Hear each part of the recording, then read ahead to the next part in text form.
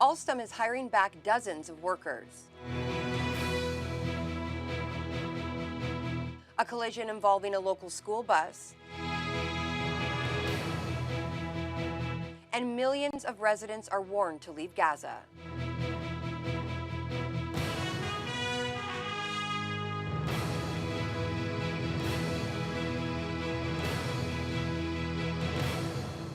Good evening and thank you for joining us. Thunder Bay's Alstom railcar facility has been struggling to remain in operation over the past couple of years. But now there's a glimmer of hope as the plant is looking to hire 25 new staffers to meet the growing demand. Mitchell Ringos has been following this story and he joins us now live in studio. Mitchell? Thanks, Riley. Well, Alstom management isn't just looking for any new staff.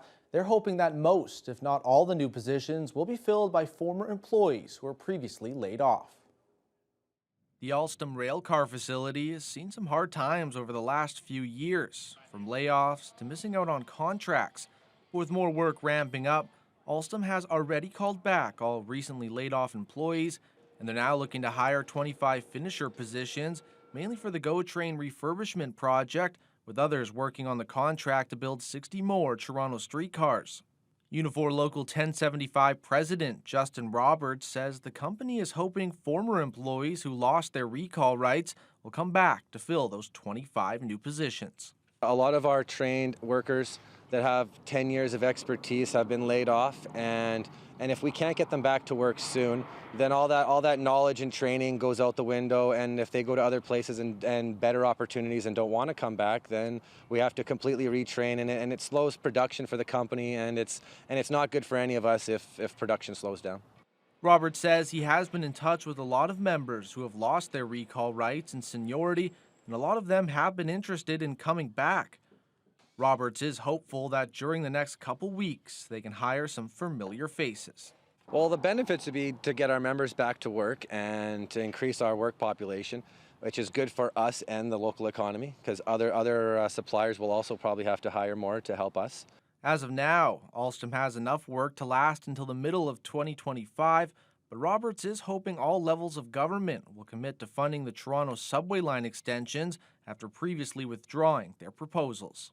We're really hoping that the government gets back to it and all levels of government give the funding forward so we can continue to bid on that project, because it does take time to get the project rolling.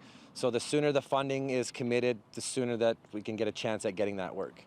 And only time will tell if the former employees return, but with 25 new positions soon to be on the job, Alstom's workforce will rise to over 300 Unifor members. Mitchell Ringos, TBT News. A Thunder Bay police officer who pleaded guilty to Police Act charges has lost an appeal, trying to reverse his demotion. The charges stemmed from an aggressive interaction involving Constable Peter Haas and an Indigenous man in January of 2022. Who the f*** were you with? Who the f*** were you with? Haas pleaded guilty in February 2023 to discreditable conduct, insubordination, and unlawful or unnecessary use of force charges.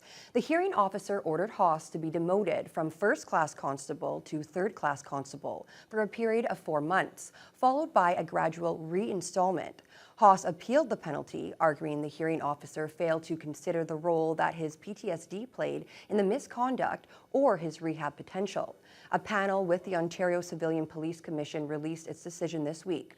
Haas's appeal was ultimately dismissed and the penalty decision was upheld. The Port of Red Rock is starting to make waves. Local residents converged on the site of the former mill yesterday to see firsthand how the cleanup effort is coming along and what they can expect as the project continues to develop. Lee Noonan was there. It's hope.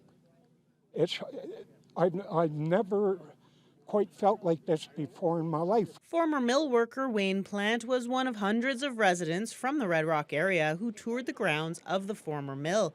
Plant says he's in disbelief about the drastic changes, but feeling good about the prospect of a port in Red Rock. These people come in after all these years and give hope to the town, hope of maybe some employment, of some steady jobs for younger people. Red Rock Indian Band owns a 51% stake in the project, and Chief Marcus Hardy says he's never doubted they'd make good on their commitments. All you have to really do is look around to see if any developments happened. It has And right now, as we speak, they're taking down the Pool C.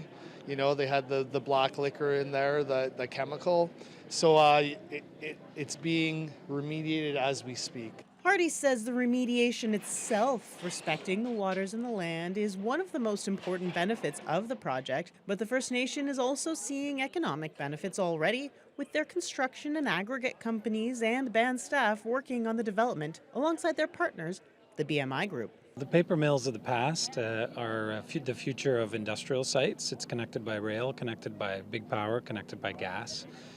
So we've bought and invested into other sites similar to this throughout the province, and connecting some of the logistical sites such as Niagara Ports and the Hamilton-Oshawa Port Authority to this site really bodes well for the Red Rock Port. Red Rock Mayor Darkeese Robinson says the township has been burned before and some residents have been skeptical of the port development, but that the open house is changing the conversation, particularly with a flyby from a cargo ship, the first to visit Nipigon Bay since 1967, according to BMI. It was, a game changer having that Freightliner in the bay today, so people realize that, if this port does go, we're going to see that more often, and it's actually beautiful. I'm excited about the potential for this property, and I think that the, current group the BMI group has got the backing to actually make something happen here. We do need the industry to help bring in more money into the town and more jobs into the town. We really need that. Although not quite everyone was won over by the progress here at the former mill site, overall the mood in Red Rock is really hopeful. Lee Noonan, TBT News. A local school bus was involved in a collision on the city's north side yesterday afternoon. Police and emergency crews were called to Pearl Street near Secord around 3 p.m. on Thursday. Fortunately, none of the 8 children on the bus were hurt. City police say it appears the bus driver suffered a medical emergency and veered into the wrong lane. The driver of the oncoming vehicle was unharmed. A food equity expert from Lakehead University has been monitoring the rise in grocery prices nationwide. Charles Levko says many shoppers feel like they've been taken advantage of by the big corporations, and the federal government is getting just as much backlash. Josh Morano reports. Grocers are expecting inflation to cool over the coming months, but that doesn't necessarily mean prices are going to follow. Just last week, Industry Minister François-Philippe Champagne met CEOs of the top 5 grocery stores in Canada to try and mandate lower prices. However, Lakehead University food equity expert Charles Levko says nothing really was said that will help prices in the short term. However, he thinks plans such as the Competition Act, the Grocery Code of Conduct, and the idea of a grocery task force could help in the long term. But that's not good enough for residents in Thunder Bay, which has a lower average income compared to other major cities. These big 5 grocery stores, which control about 80% of the market, are really, their profits are increasing.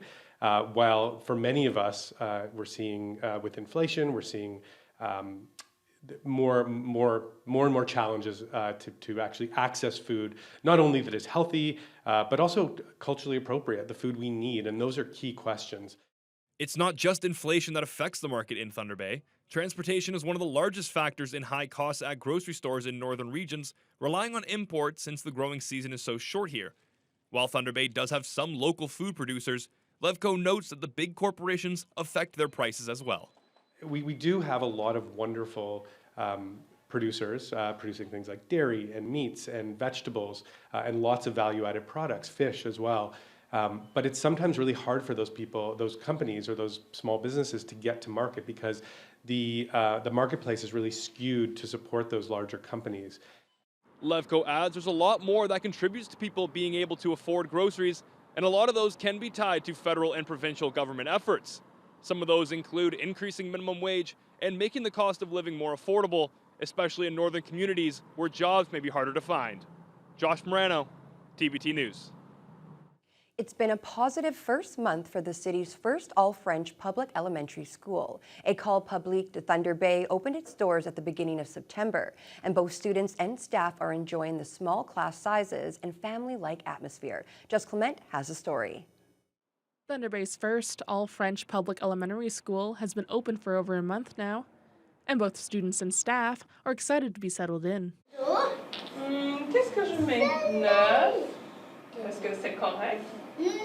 École Publique de Thunder Bay's principal, Oysam Wan, says the first month was a bit of a roller coaster. With all the construction coming to an end, trying to get all our orders in because there's been lots of delays in orders. The students were welcomed with open arms at the beginning of the school year, and the teachers were all ready. We had a few delays, like I said, in some resources and some furniture, but we managed very well to have the classrooms ready for the kids. The school currently has 17 students enrolled, with another 6 joining next week. The students are split up into 3 classrooms, with JK, SK, and grade 1s in one class, grades 2 to 4 in another, and grades 5 to 8 making up the final class. Juan says in terms of work, being the principal of a school with around 20 kids is both similar and different from a school with hundreds of students. I get to see the students as well. I have the time to walk around in the classrooms. I also teach gym, so I get to see the kids every day.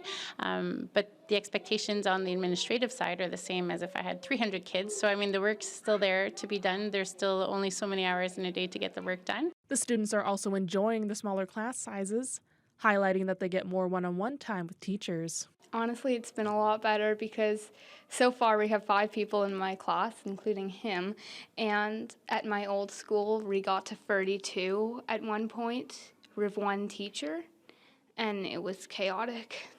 This is definitely an upgrade. I'm pretty sure at my old school we had 26 in a class.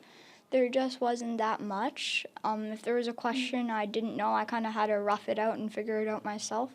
So the one-on-one time here, it's outstanding. Juan is optimistic about the future of the school and says it's only going to grow from here. Kind of sorting out who we want to be. We want to plan on renaming the school, finding a school logo, and all that kind of stuff. So really determining who we are as a school and what we want to be known for, and find out our specialty, whether we want to go into robotics or we want to be an enviro school or whatnot. So we're trying to figure that out with the students. Jessica Clement, TBT News. Well, turning to weather now, Mitch, it was another fall day out there, but it started off fairly chilly. Yeah, if you woke up this morning, might have seen a little bit of frost on your car, which is not what you want to see, but there wasn't any snow yet. Fingers crossed that takes a while to get here. Today, a low of -1. It warmed up through it today with some sunshine making its way through at 10. We did see plenty of cloud coverage, but a little bit of sun did make it through. The wind was up from the northeast from 3 to 20 kilometers. Now, as we head to the region, similar conditions, just lots of clouds seen with some sprinkled showers in areas. Kenora dry in Fort Frances, just some clouds today sitting around 11 in Fort Frances at the moment. They're going to see fairly cloudy skies heading into tonight, while Atikokan and Upsala a little bit cooler, sitting around Thunder Bay temperatures at the moment. Now it definitely cools down farther northwest in the Sioux Lookout Red Lake area at 9, only getting up to around 10 throughout the day. Also seeing plenty of cloud coverage, while farther northeast, a little bit of warmer temperatures in Armstrong heading to Greenstone. They saw a little bit of sprinkled showers as the system is really spreading out throughout the region, but not a lot of rain with that system making its way through, while Sault Ste. Marie, lots of clouds in the area. Could see a little bit of rain as there is a big system farther south, but at the moment the wind is pushing south, so they're not expecting to see too many thunderstorms or rain as part of that storm. Now, as in Thunder Bay tonight, temperatures are going to drop down to 7. Those clouds starting to drop down. That's going to be the theme for the next couple days, and the wind's going to pick up from the north-northeast, 13 to 28 kilometers. And while there isn't a lot of rain in Thunder Bay, there is going to be a lot of low clouds and cooler temperatures. And I'll have more on that in just a little bit. Well, thanks a lot, Mitch. Well, an evacuation order has gone out for millions of residents of Gaza. We'll have all those details for you as your Friday News Hour continues. To save their life, please go south. We are going to destroy Hamas infrastructures.